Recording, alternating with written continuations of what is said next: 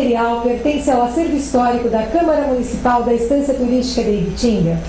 Na sequência, o vereador Eduardo Jacó. Doutor, de onde veio a tua família? A família é de Ibitinga. Os meus pais, tanto meu pai quanto minha mãe, são de Ibitinga. Os meus avós eram libaneses por parte de pai e portugueses por parte de mãe. Mas o meu pai e minha mãe são nascidos em Ibitinga. E o senhor nasceu aqui? Nasci em Ibitinga, criei em Ibitinga, estudei em Ibitinga. Só saí para estudar, completar meu curso universitário, minha especialização médica e voltei para Ibitinga. E como deu a sua entrada na política? Na época, talvez pela própria característica minha de sempre estar envolvido com o movimento da cidade, desde a época de estudante, presidente de grêmio estudantil, depois na faculdade, diretório acadêmico, atlética. E quando nós voltamos para cá, Ibitinga tinha uma lacuna muito grande de população em idade mais jovem. Para você imaginar, eu cheguei aqui em 78. Ibitinga não tinha jovens, assim, da nossa idade. A turma que eu saía, não que sejam velhos, porque eu acho que hoje são bem jovens, mas a turma da gente era que tem 45, 48, 50 anos. Não tinha jovem na faixa de 20, 25, 30, 35, eram muito poucos.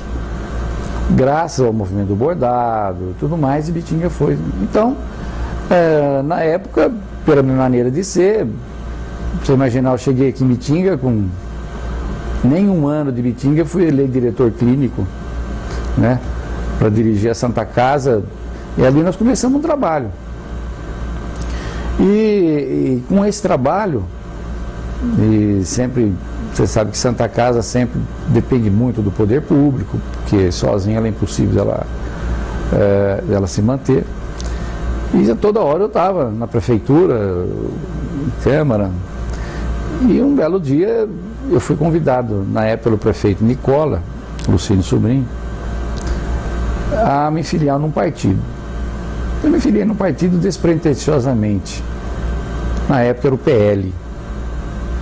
Aí, na época da eleição, ele me chamou um dia, falou: Jacó, tantas vezes eu lhe servi, agora eu gostaria que você fosse candidato a vereador para o meu partido. Era impossível falar não para o senhor Nicola naquela altura do campeonato, que realmente tinha me dado uma mão, porque ele tinha sido provedor da Santa Casa, sempre ajudava. E aí eu fui candidato a prefeito, candidato a vereador na época, e graças a Deus fomos eleitos no mandato de 88 a 92. E nessa época teve uma prioridade de área de trabalho ou não? Essa foi uma época assim, eu trabalhei, lógico, mais no meu ramo na área da saúde e educação. Praticamente foi onde a gente acabou mais agindo. Pertencia à Comissão de Saúde e Educação na Câmara na época que existia, fui presidente dessa comissão. Na época fui líder do prefeito por 2 anos. Mas essa legislatura nós tivemos eu acho uma importância muito grande do município, né?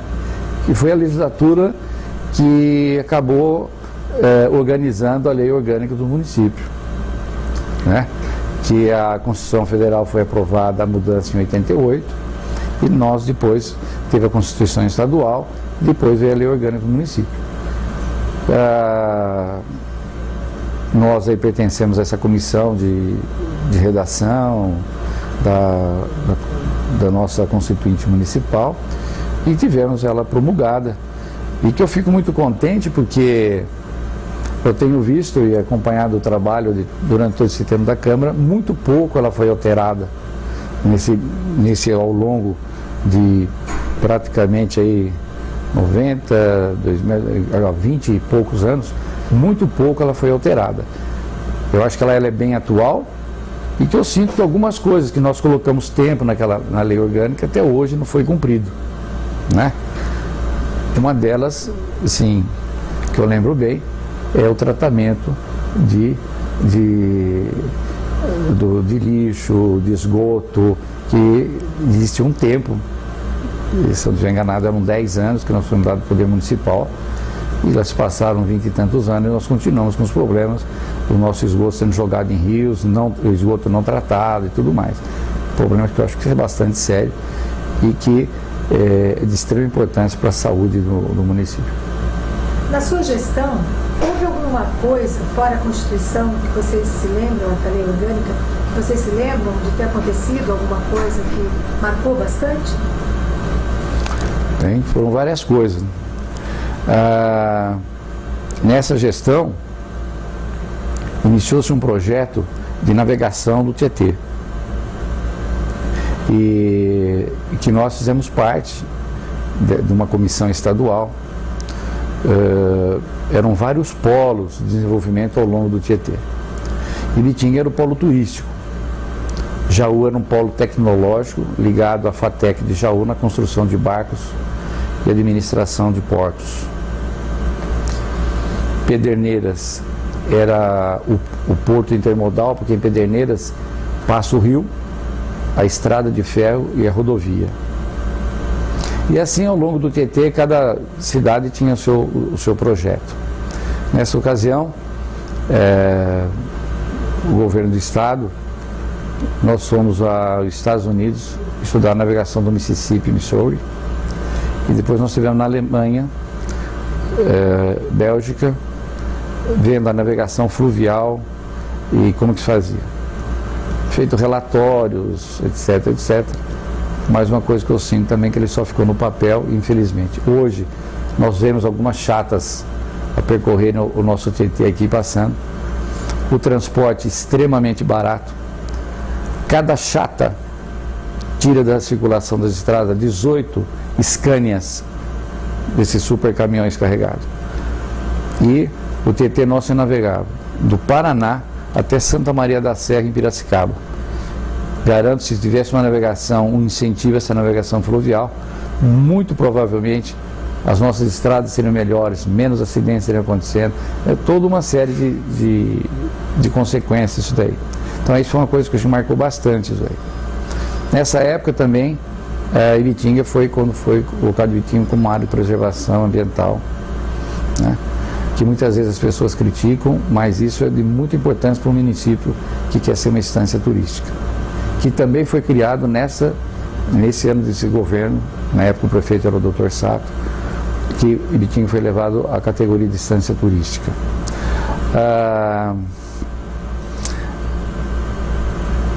Outra coisa foi o Paulo de Biase, foi quando surgiu o Paulo de Biase, e nessa legislatura a Câmara teve uma importância muito grande, porque o Paulo de Biase, quando ele foi entregue, ele começou na gestão anterior ao Dr. Sato, e entregue na gestão do Sato, começou a ter algumas irregularidades do ponto de vista de pessoas que adquiriam a casa, ou alugavam a casa, ou não moravam na casa, ou até vendiam essa casa. Houve denúncia, a Câmara foi feita uma CPI, a CPI a qual nós tivemos o prazer de presidi-la, juntamente com Sérgio Fonseca, que era o secretário dessa CPI, Chico Grilo, Robinson Pinheiro e o Adagoberto.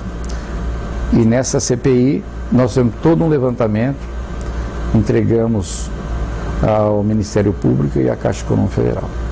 E isso foi reparado. Os que estavam irregulares, foi dada a oportunidade deles quitarem a casa e ficarem com a casa, e isso nós regulamos. Então acho que foi uma Câmara ativa.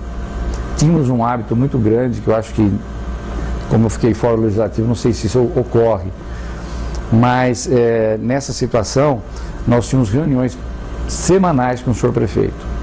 Os projetos eram discutidos na sala do senhor prefeito, fazia-se as correções, sugestões, e muitas vezes reencaminhava esse projeto.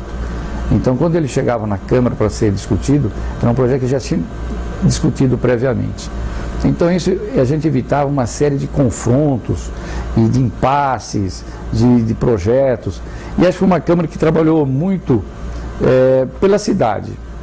Isso foi um compromisso que nós tivemos no início, que nós não teríamos partido enquanto estávamos dentro da Câmara. É lógico que depois, na eleição, cada um ia defender o seu. Mas trabalharíamos por Ibitinga. E isso foi feito, acho que com muita maestria, e acho que ainda hoje a nossa Câmara, a nossa legislatura ainda é lembrada por muitos. Doutor, eu gostaria muito de agradecê-lo pela participação, estar aqui na Câmara conosco novamente. É um prazer ter conversado com o senhor. Muito obrigada.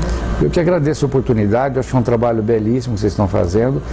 Ibitinga, infelizmente, é uma cidade que não tem muita história, porque a história só fica quando ela é registrada, seja através da imprensa escrita, falada, televisiva, audiovisual, e vocês estão de parabéns. Eu já tive algum tempo vendo aqui a galeria com as nossas fotos, isso é muito importante. E eu acho que deveria ser isso explorado mais a nível das próprias escolas, terem trabalhos, eles saberem quem foram os que dirigiram essa cidade, quem pertenceu, porque o que a gente sinto que quando você fala Ivanil Franceschini, que hoje é uma avenida belíssima, quem foi Ivanil Franceschini? Quem foi Oderígio da Lacqua? Quem foi Vitor Maida? As nossas crianças hoje não sabem disso daí. Isso é história. Não é a gente, vamos dizer assim, remover a poeira do baú. Isso faz parte de uma história. Uma cidade que não preserva a sua história, ela fica sem história e ela fica sem nada de solidificação. Vocês estão de parabéns. Acho que quando eu recebi o convite, achei maravilhosa a ideia de poder falar um pouquinho daquilo que há mais ou menos há quase 30 anos estamos passando e a gente está vivo ainda para poder falar isso. E antes de encerrar, eu gostaria que o senhor deixasse uma mensagem para quem está nos ouvindo. Olha, a mensagem que eu deixar para quem está ouvindo é que o Legislativo, as pessoas não sabem nada do Legislativo. Coincidentemente, estamos numa época aqui de pleito eleitoral. Todo mundo se preocupa com o cargo executivo de prefeito. Mas o poder que emana do povo é o poder legislativo. O verdadeiro poder que emana do povo é o legislativo. Ao senhor prefeito, ele é um grande administrador daquilo que o legislativo deveria estar fazendo e faz. São as leis e é o que dá o desenvolvimento da cidade. Então, se o povo realmente soubesse o trabalho de um vereador, o que ele faz, talvez não iriam criticar tanto a Câmara, iriam escolher muito bem os seus representantes e tenho certeza que a comunidade ia ganhar com isso. Então, o Legislativo é o verdadeiro poder. Tomara que, com a medida que o tempo passe, nós aprendemos a saber que o Legislativo ele é tão ou mais importante que o Poder Executivo. Ok, mais uma vez, muito obrigada. Eu que agradeço.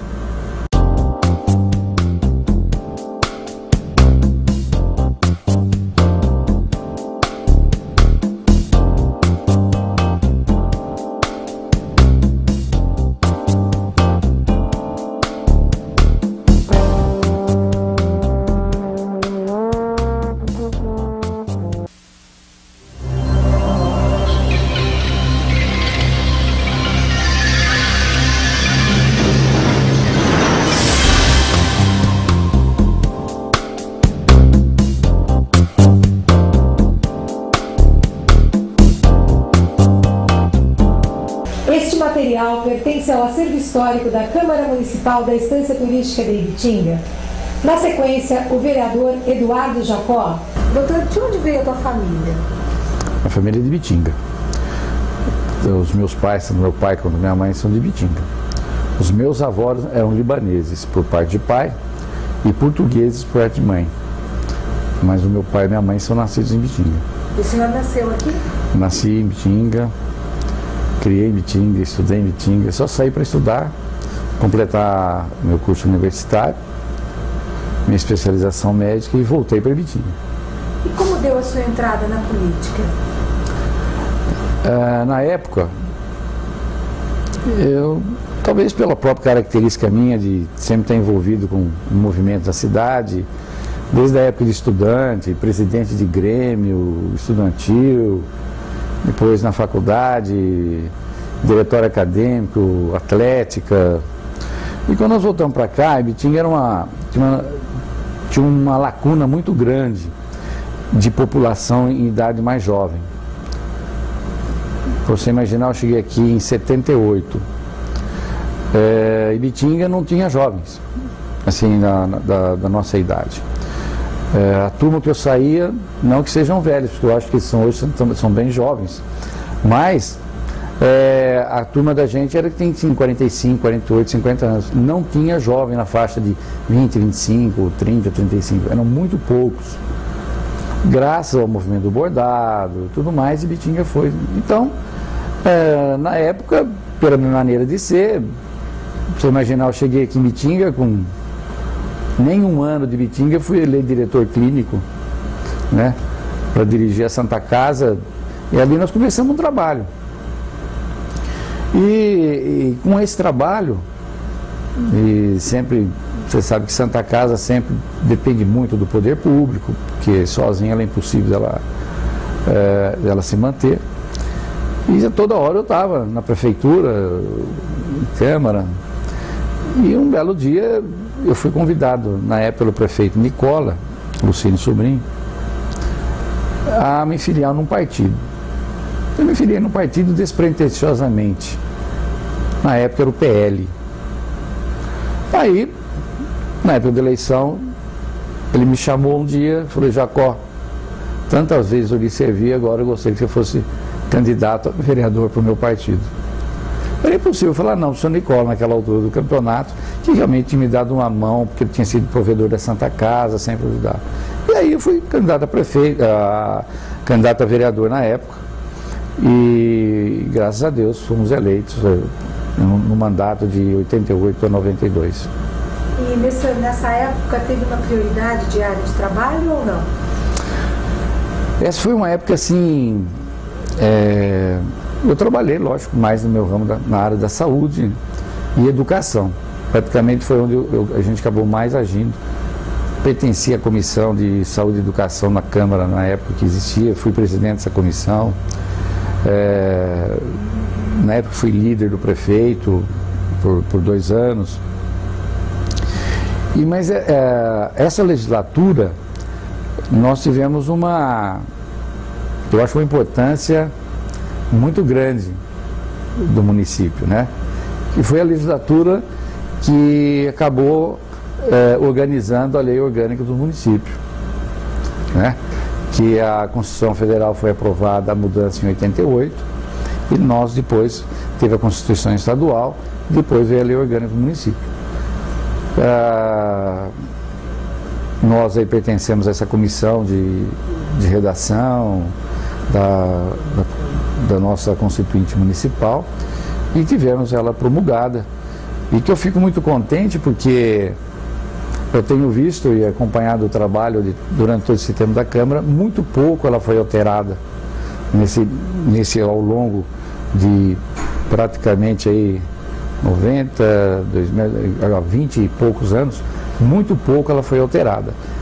Eu acho que ela é bem atual, e que eu sinto que algumas coisas que nós colocamos tempo na lei orgânica até hoje não foi cumprido, né? Uma delas, assim, que eu lembro bem, é o tratamento de lixo, de esgoto, que existe um tempo, se eu não estiver enganado, eram 10 anos que nós fomos dados do Poder Municipal, e lá se passaram 20 e tantos anos e nós continuamos com os problemas do nosso esgoto sendo jogado em rios, o esgoto não tratado e tudo mais. Problemas que eu acho que é bastante sério e que é de extrema importância para a saúde do município. Na sua gestão, houve alguma coisa fora a Constituição que vocês se lembram, a lei orgânica, que vocês se lembram de ter acontecido alguma coisa que marcou bastante? Foram várias coisas. Nessa gestão, iniciou-se um projeto de navegação do Tietê, e que nós fizemos parte de uma comissão estadual. Eram vários polos de desenvolvimento ao longo do Tietê. Ibitinga era o polo turístico, Jaú era um polo tecnológico ligado à FATEC de Jaú na construção de barcos e administração de portos. Pederneiras era o porto intermodal, porque em Pederneiras passa o rio, a estrada de ferro e a rodovia. E assim, ao longo do Tietê, cada cidade tinha o seu projeto. Nessa ocasião, o governo do estado, nós fomos aos Estados Unidos estudar a navegação do Mississippi, Missouri, e depois nós estivemos na Alemanha, Bélgica, vendo a navegação fluvial e como que se fazia. Feito relatórios, etc, etc. Mas uma coisa que eu sinto também é que ele só ficou no papel, infelizmente. Hoje, nós vemos algumas chatas a percorrerem o nosso Tietê aqui passando. O transporte extremamente barato. Cada chata tira da circulação das estradas 18 Scanias, desses super caminhões carregados. E o Tietê nosso é navegável, do Paraná até Santa Maria da Serra, em Piracicaba. Garanto, se tivesse uma navegação, um incentivo a essa navegação fluvial, muito provavelmente as nossas estradas seriam melhores, menos acidentes seriam acontecendo. É toda uma série de consequências isso daí. Então isso foi uma coisa que me marcou bastante isso aí. Nessa época também, Ibitinga foi quando foi colocado Ibitinga como área de preservação ambiental, né? Que muitas vezes as pessoas criticam, mas isso é de muita importância para um município que quer ser uma instância turística, que também foi criado nesse ano desse governo, na época o prefeito era o Dr. Sato, que Ibitinga foi levado à categoria de instância turística.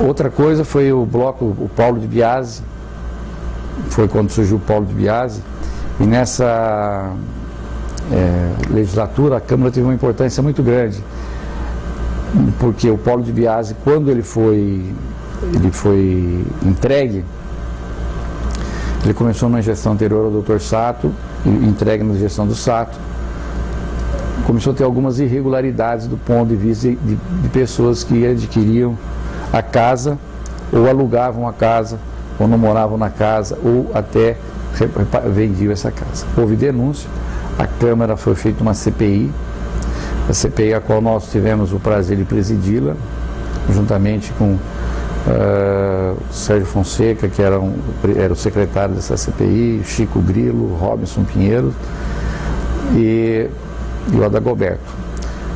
E nessa CPI nós fizemos todo um levantamento, entregamos ao Ministério Público e à Caixa Econômica Federal.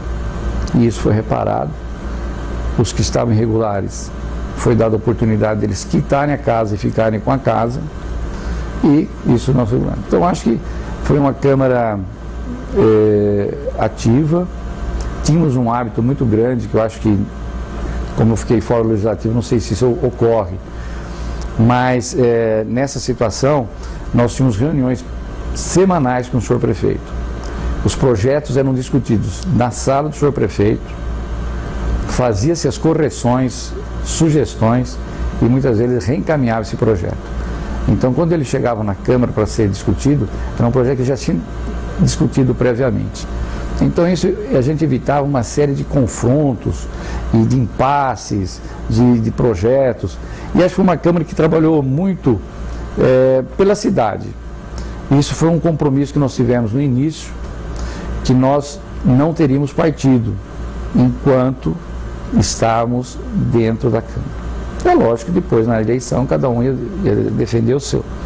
Mas trabalharíamos por Ibitinga.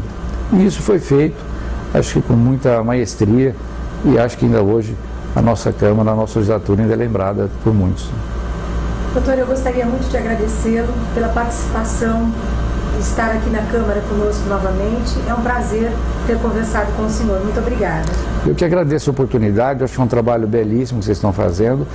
Ibitinga, infelizmente, é uma cidade que não tem muita história, porque a história só fica quando ela é registrada, seja através da imprensa escrita, falada, televisiva, audiovisual, e vocês estão de parabéns.